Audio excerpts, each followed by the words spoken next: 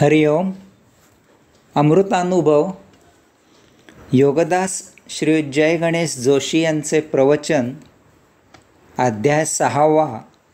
शब्दखंडन. ओवी क्रमांक 1. बाप उपेगी वस्तू शब्दू, स्मरणदानी प्रसिद्धू, अमूर्ताचा विशदू, अरिसा नव्हे. अर्थात शब्द फार महान आहेत, खूप उपयुक्त आहेत. स्मृती वगैरे करून देण्यासाठी ते प्रसिद्ध आहेत. अरूप निराकार अशा आत्मपरब्रह्माचा ते आरसा आहेत. शब्द महात्म्य. माऊलींनी 5व्या अध्यायाची सांगता करताना शेवटच्या 3 ओव्यांमधून 6व्या अध्यायाच्या विषयाचे सूतोवाच केले आणि तो विषय म्हणजे शब्द महात्म्य. या अध्यायात माऊली शब्दांचे महात्म्य सांगणार आहेत आणि त्याचवेळी त्यांच्या उपयुक्ततेच्या मर्यादाही विशद करणार आहेत. शब्द जरूर वापरायचे आहेत, तथापि त्यांची मर्यादा ओळखून त्यांचा वापर करायचा आहे. या ओवीत माऊलींनी बाप असा शब्द वापरला आहे. 20व्या शतकापर्यंत तरुणांमध्ये हा शब्द फार प्रसिद्ध होता. बोलीभाषेत बाप याचा अर्थ जबरदस्त, मोठा, महान, अफलातून इत्यादी असा घेतला जात असे. असे म्हटले जात असे, अरे अमुक माणूस तबला वाजवण्यात बाप आहे, म्हणजे अमुक माणूस तबला छान वाजवितो, यात त्याचा हात धरणारा विरळा आहे. आता या 21व्या शतकात हा शब्द वापरला जात नाही. त्याऐवजी भारी किंवा असे अन्य शब्द वापरात आले आहेत. आत्मपरब्रह्मामधून ओम असा महादिव्य परमध्वनी निनादला आणि अव्यक्त परमात्मा अशा प्रकारे ध्वनिरूपाने प्रथम व्यक्त झाला. यामुळे ओंकाराला प्रथमेश असेही म्हटले जाते. ते पुरुषोत्तमाला नाम दिले गेले. मूलतः ओंकार स्वरबद्ध आहे, नंतर त्यामधून शब्द निर्माण झाले. ओंकाराला आपल्या महान ऋषींनी शब्दरूपाने आकार दिला. त्यांना अक्षर म्हणजे नाश न होणारे असे म्हटले जाते. त्यामधून लिपी तयार झाली. आकाशात ध्वनी सदा असतो, यामुळे ध्वनी अक्षर आहे, शब्द अक्षर आहेत. शब्दांचे बहुपयोग आहेत. शब्दांमध्ये भावना व्यक्त करायचे फार मोठे सामर्थ्य आहे. यामुळे माऊली म्हणतात की शब्द बाप आहेत. शब्दांची उपयुक्तता.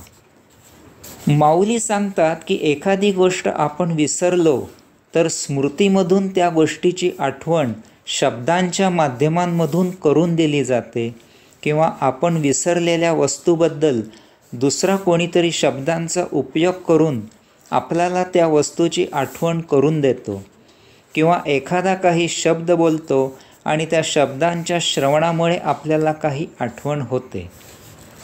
शब्दांमुळे विचारांची देवाणघेवाण होते. शब्दांना विशिष्ट अर्थ दिलेला आहे आणि त्या अनुषंगाने आपण त्या शब्दांचा उपयोग करून एकमेकांच्या विचारांचे आदानप्रदान करतो. शब्दांमुळे आपल्या मनातील भाव इतरांना ज्ञात होतात. शब्दांमुळे विशिष्ट नाद निर्माण होतात आणि त्यायोगे विविध भावभावना व्यक्त करता येतात.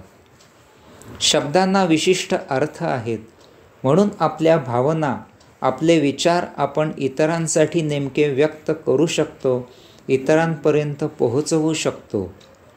तसे नसेल तर अर्थ नसलेले शब्द म्हणजे नुसताच गोंधळ असेल, नुसताच आवाज असेल.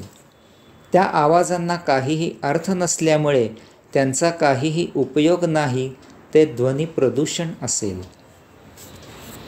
मानवेतर प्राणीही अगदी अल्प प्रमाणात काही विशिष्ट प्रकारे नाद काढून व्यक्त होतात. ती त्यांची भाषा आहे. त्यांच्या बुद्धीप्रमाणे ती मर्यादित आहे. तथापि ते त्यांच्या भावना व्यक्त करण्याचा प्रयत्न करतात. प्राण्यांच्या भाषेचा अभ्यास केलेले असतात. त्यांना मनुष्य तर प्राण्यांची भाषा समजते. आत्मपरब्रह्माचा आरसा. माऊलींना शब्दांचा सर्वात अत्युत्तम उपयोग सांगायचा आहे. तो म्हणजे या शब्दांमुळेच आपल्याला अदृश्य, अरूप, अव्यक्त, निराकार असलेल्या आत्मपरब्रह्माचा परिचय होतो. अदृश्य, अरूप, अव्यक्त, निराकार असलेले आत्मपरब्रह्म आपल्याला कोण कसे दाखविणार? तथापि एखादा योगी त्याचा साक्षात्कार जसे जमेल तसे शब्दांच्या माध्यमामधून व्यक्त करतो आणि आपल्याला त्या अदृश्य, अरूप, अव्यक्त, निराकार असलेल्या आत्मपरब्रह्माची काही थोडी कल्पना येते. ओम तत्सत त्वमसी अशा शब्दांमधून आपल्यासाठी उपलब्ध झालेला महामंत्र आपल्याला आत्मपरब्रह्माची ओळख करून देतो. त्याच्याशी असलेले आपले नाते विशद करतो. त्याच्याशी आपला परिचय करून देतो.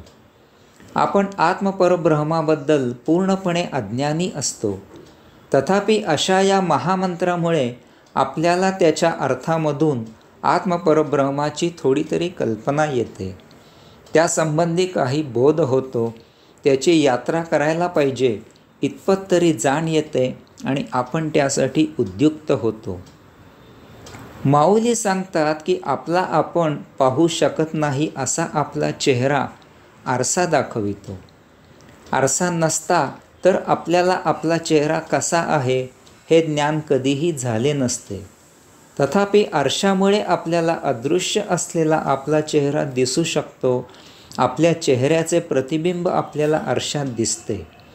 आपल्याला आपली ओळख होते की मी इतरांना असा दिसतो तर. याचप्रमाणे या आरशाच्या दृष्टांतावरून माऊली सांगतात की अदृश्य, अरूप, अव्यक्त, निराकार असलेले आत्मपरब्रह्म आपल्याला या शब्दांमुळे ज्ञात होते. ते कसे आहे याची किंचित का होईना तथापि कल्पना येते. पूर्ण अपरिचित असलेले आत्मपरब्रह्म आपल्याला थोड्याफार प्रमाणात परिचित होते. म्हणून माऊली शब्दांना आरशाची उपमा देत आहेत. जसा आरसा आपला आपल्यासाठी अदृश्य असलेला चेहरा आपल्याला दर्शवितो, त्याचप्रमाणे आपल्याला अदृश्य असलेले आत्मपरब्रह्म शब्दांमुळे आपल्याला माहीत होते. यामुळे माऊली म्हणतात की शब्द हे आत्मपरब्रह्माचा परिचय करून देणारा आरसा आहेत. हरिओम.